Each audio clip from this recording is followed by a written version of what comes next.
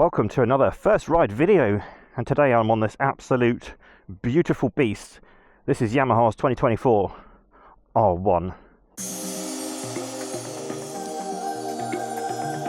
So this bike is no longer going to be made in 2025 in UK and Europe, and I've never ridden one, so I figured let's take one for a spin and see what we make of it. So this is in Yamaha's Icon Blue and it looks absolutely amazing in the sun. Right, so we've got a 998cc N94. This is their cross-plane CP4 engine and it sounds absolutely sweet. Yeah, just look at that front end, that's very mean. Love it. We've got monoblocks at the front, we've got fully adjustable KYB suspension, as you can see from the shenanigans. 855mm seat height, so let's see how that is first of all. Right, throw our leg over, and it is quite tall for a sports bike, so I'm sort of on tippy toes. I'm 5'8" with a 30-inch inseam, so yeah, a bit tippy-toey. Let's turn on the dash. Very cool, very small TFT dash, full colour though. Right, let's start up that CP4 engine.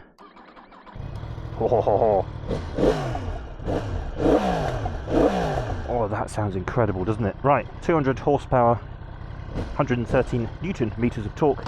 Let's shove it into gear for a very sensible ride. We're not going to go crazy. Oh, good. Okay. Yeah, so this R1's been around since 1998, and it really did change the game back then for what later sports bikes were capable of. Oh yes. Oh my good grief, that is something else. Yeah, like I said, it's been around for quite a while, and unfortunately Yamaha have taken the decision not to update the emissions for the bike in 2025. And I'm guessing that's because they just don't sell enough units in UK and Europe. I mean, they're a business, they've got to make money, I understand it. It's a shame because the R1 is an iconic litre sports bike. Whether or not it will return in the future, who knows? Oh, good grief. Yeah, gravelly roads and an R1, probably not the best combination, really. Oh, crikey, right. Whoa, let's compose ourselves. Right, so let's talk about engine. I think I've probably already mentioned a bit of it, but 998cc N94 CP4 engine, so it does make a lovely noise. We've got Kayaba fully adjustable forks up front. We've got a monoshock again at the rear, fully adjustable. We've got Advix brakes, 4-piston monoblocks they are. Now, a lot of people say the brakes are not very good, so we will give those a test out on the road. Perhaps they mean on track, I don't know. I have seen a few other reviews from legends like Mr. Neves, who says, you know, the brakes are a weak point of this bike if you're taking it on track. I can't really comment because this is not a track, this is, oh my goodness. This is one of my little country lanes. Oh yeah, that I'm barely tickling the throttle, and it's just it's got so much mid-range. Oh yes. Oh gosh. Right, let's. God, you do have to look at that. Watch out for that. What am I trying to say? My brain is having to readjust quite a bit.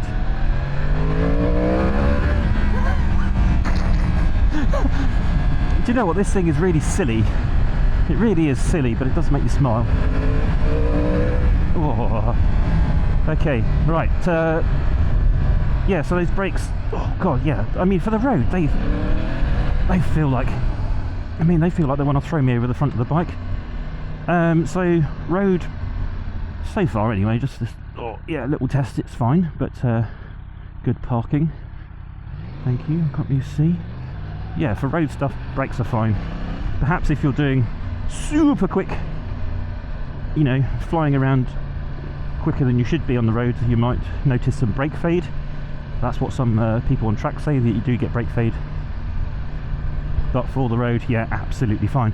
Suspension, I'm quite surprised because it is firm, but it's really plush. Like, these roads around here are really bumpy.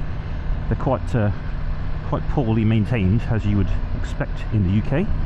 But the actual damping is lovely and plush. So we'll go down to first gear and we'll give it a bit of a handful. I'm going to cover the rear brake just.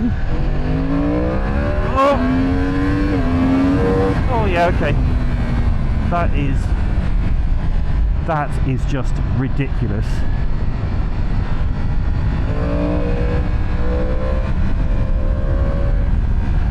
So first gear, look, first gear does almost 100 miles an hour, so I hear.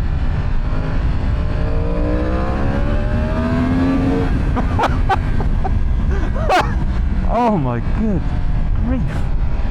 Right, so let's we'll go right here and we'll take it on the motorway just to see what it's like, you know, if you did have to do a bit of touring on it, what it's like. But my goodness, the first thing that strikes me is that engine. It's just so, it's so raw and aggressive, and the fueling is quite, yeah, it's not the most subtle. But I am in A mode. I've got traction. What have we got? We've got power at 1, traction at 3, slide control at 2, engine brake management at 1. I've turned off wheelie control because, you know, why not? Oh, that soundtrack though, wow, that is addictive. That is absolutely stunning. Oh, I'm going to try and remember everything I need to say, but it's going to be difficult because I'm just having such a good time.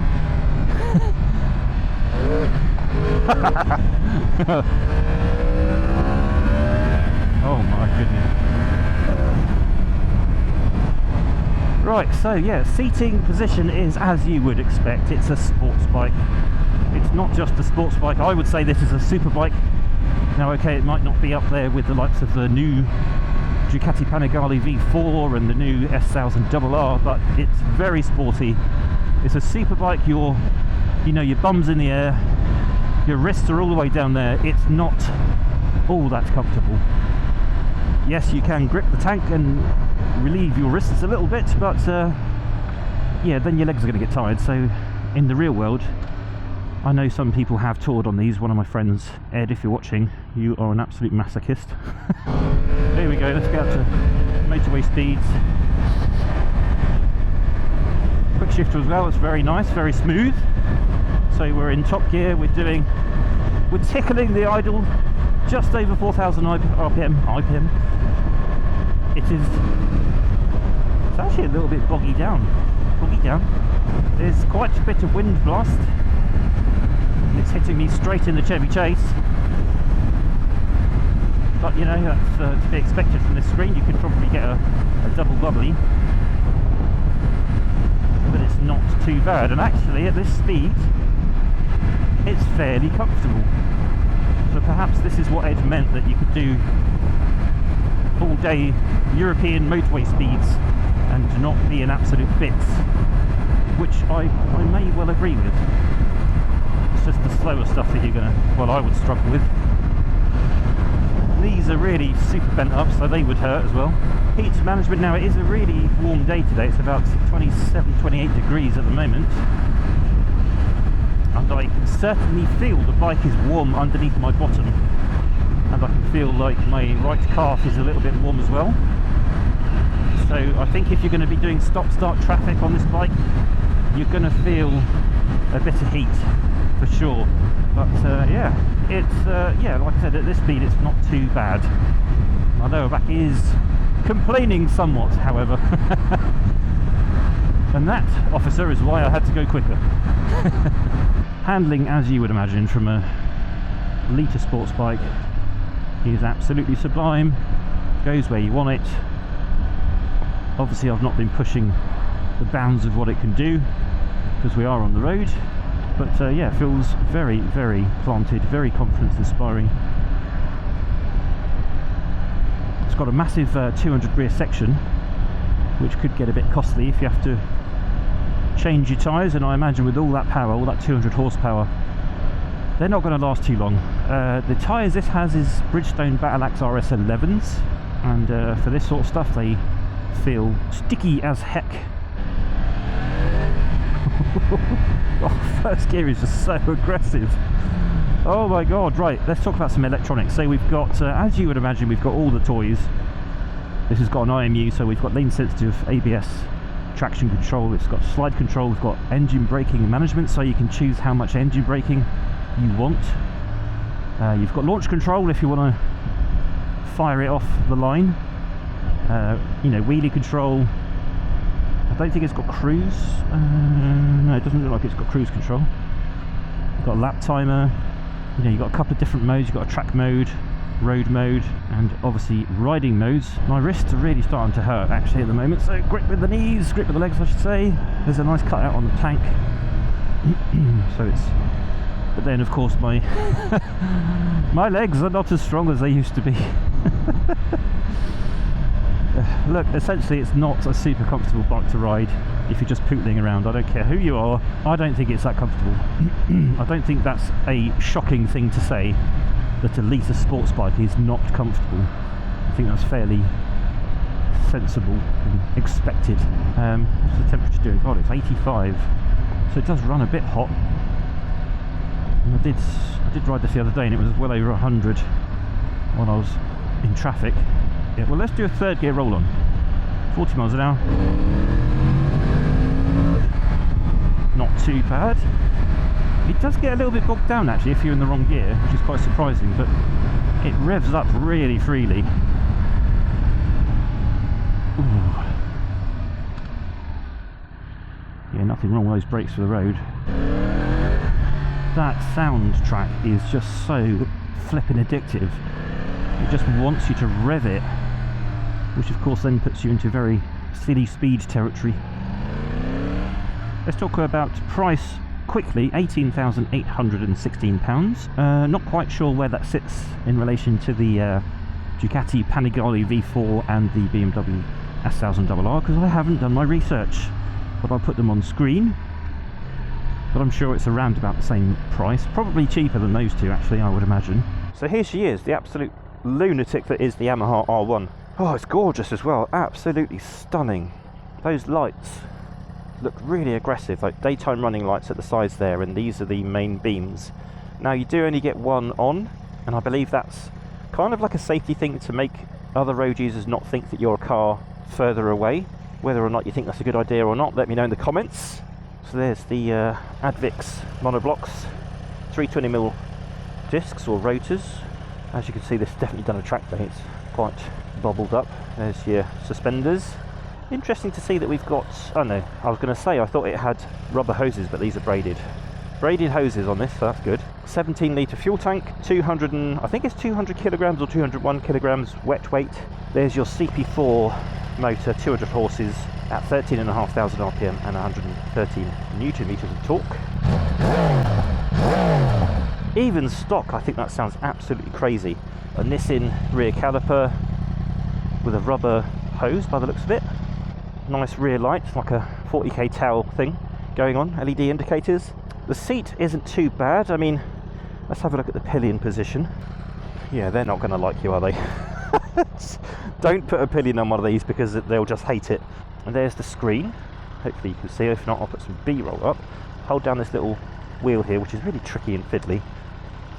We can go into the settings, change display mode, lap time logging, other things. Right, let's go into YRC settings. So these are all the different things you can change, and there's your essentially your YRC modes. So you've got A, B, C and D. So you've got power, traction control, slide control, launch control, quick shifter up and down, lift control, brake management, so that's engine braking, and also brake control. So there's a lot to fiddle around with if you know what you're doing. I do not, so I'm going to leave most of those. Yeah, I did turn off the lift control. I like the little brake, that's pretty cool. Yeah, nifty. Right, yes, absolutely gorgeous machine, but I'm absolutely roasting, so let's just get out and ride some more. Yeah, beautiful place. The clutch is quite heavy actually, that's something I notice. Right, pros and cons then. The obvious ones is it's not comfortable. I don't care, it just isn't. But it's a litre sports bike, what are you expecting? It gets quite hot. That's another negative.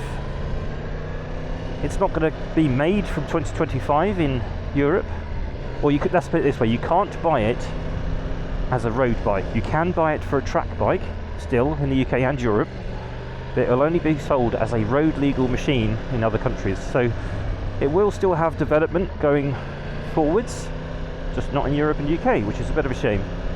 But like I said earlier, Yamaha obviously have looked at the sales figures and they've made the decision not to update and spend the money and the time getting it to conform to the Euro 5 Plus emissions regulations. So I guess these sales, while I don't know what the figures are, they're just not enough. So I guess for anyone complaining that they're not making any more, did you buy an R1? Times are moving on.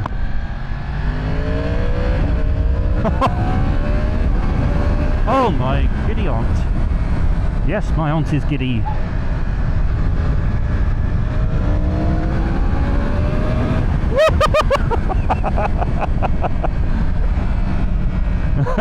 Oh, wow, I'm so glad I've got to ride one of these. Pros, I mean, that engine is it's an absolute riot. It's fantastic, and I really wish the CP4 engine was in a lot more bikes. I know it's in this, a few other derivatives of this, like the R1M, and also you've got the MT10, of course, MT10 and MT10 SP, but it would be nice to see this CP4 engine in a few more bikes. Other pros, the looks, it looks absolutely stunning, it sounds stunning.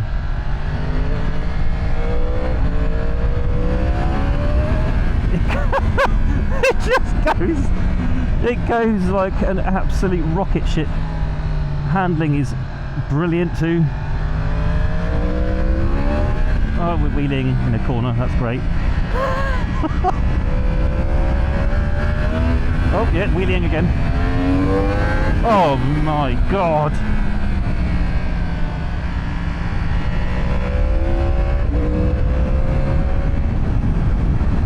Got to try and be a little bit sensible, but it's really difficult.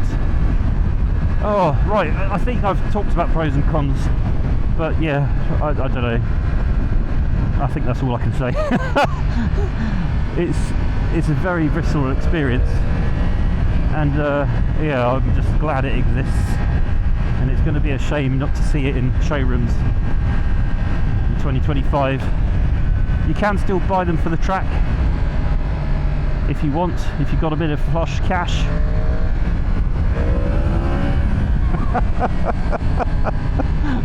Oh, what a bike.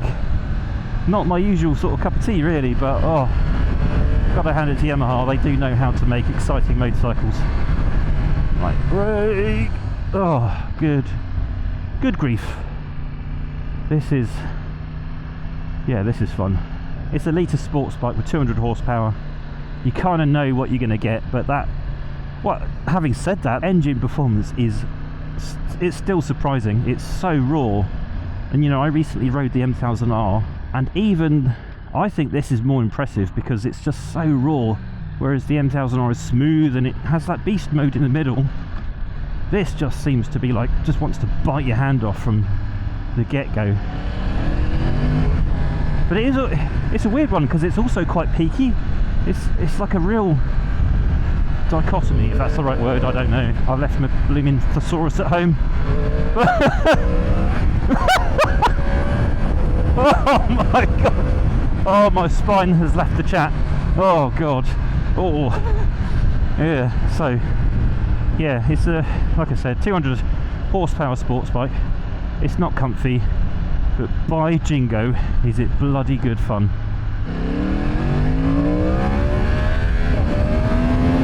I challenge anybody to ride one of these and not laugh like an idiot. It's absolutely fantastic.